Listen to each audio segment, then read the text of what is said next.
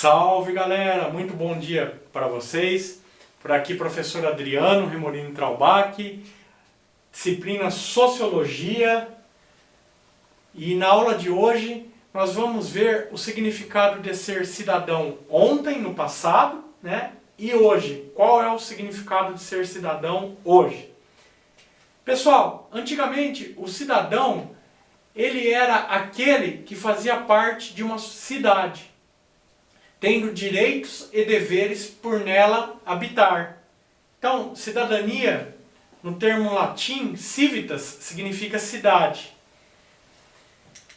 Na Grécia Antiga, a cidadania estabelecia os direitos dos indivíduos que viviam nas cidades. Só que na Grécia Antiga, as cidades elas eram chamadas de polis. Pessoal, os cidadãos eles eram iguais perante as leis na Grécia Antiga e considerados aptos para colaborarem com os rumos da sociedade. Todos os cidadãos participavam diretamente das deliberações políticas do governo da polis. Desta forma, a cidadania grega se fundamentava nos direitos políticos. Mas pessoal, na Grécia Antiga todos eram cidadãos? Não. Nem todos os homens poderiam ser cidadãos na Grécia Antiga.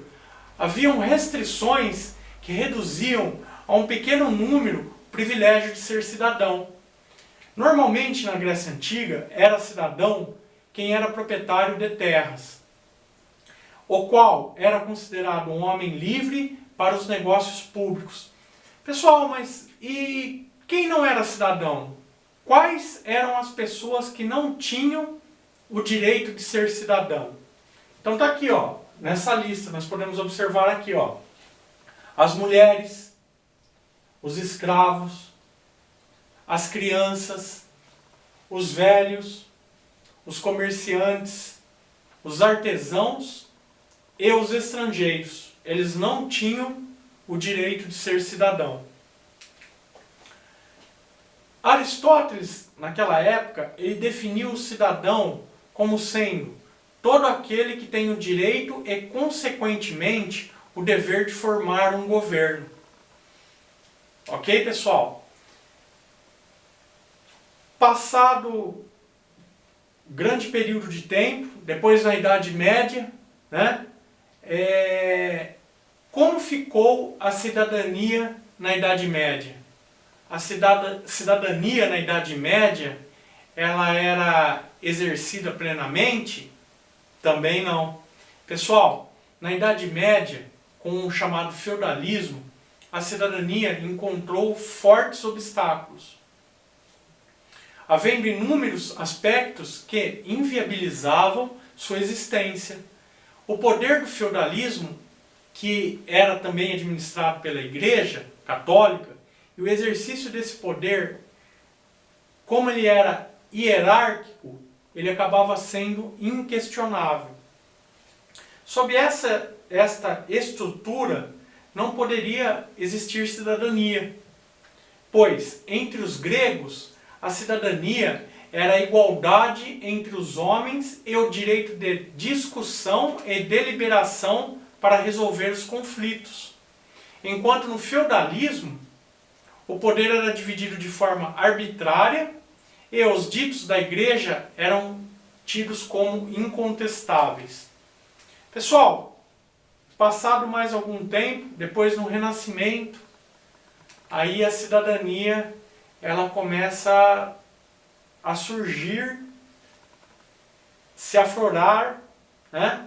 Então, o período existente entre o século XIV e o século XVI, denominado de Renascimento, foi a época de transição do feudalismo para o capitalismo e foi marcado pelo ressurgimento da cidadania. Era considerado cidadão, na época do Renascimento, todo aquele que possuía o direito sobre as questões de cidade e Estado. Tal direito não abrangia a todos. A cidadania era privilégio de uma elite dominante. Pessoal, e essa cidadania hoje? A cidadania considerada cidadania moderna, ela surgiu a partir do século XV. Embora influenciada por aquelas concepções mais antigas, ela possui um caráter próprio. E ela tem duas categorias. Quais são essas? As categorias consideradas a formal e a substantiva. Pessoal, o que é a cidadania formal? Ela é conforme o direito internacional, indicativo de nacionalidade. Na ciência política e sociologia, o termo adquire um sentido mais amplo, tá? Já a chamada cidadania substantiva, ela é definida como sendo a posse de direitos civis, políticos e sociais. Pessoal, ser cidadão hoje é ter direitos e deveres e é ser reconhecido como um membro pleno e igual da sociedade. Já a cidadania é a conquista de tais direitos e o cumprimento dos deveres. É através da cidadania que o indivíduo pode exercer o seu papel fundamental no desenvolvimento da sociedade, lutando por melhores garantias individuais e coletivas e por direitos essenciais, como o direito à vida, o direito à liberdade, o direito à propriedade, o direito à igualdade. Um fato marcante que elevou a cidadania a qual conhecemos hoje foi a criação da Carta dos Direitos Humanos pela ONU no ano de 1948.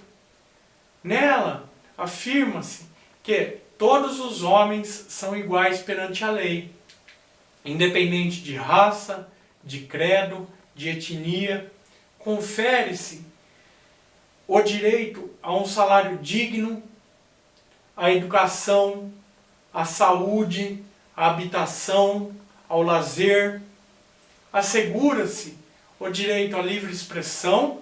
Na definição da filósofa alemã Hannah Arendt, a cidadania é o direito de ter direitos. A expressão cidadania frequentemente está associada ao campo do direito, em que existe uma série de legislações voltadas para os direitos e os deveres que o cidadão possui.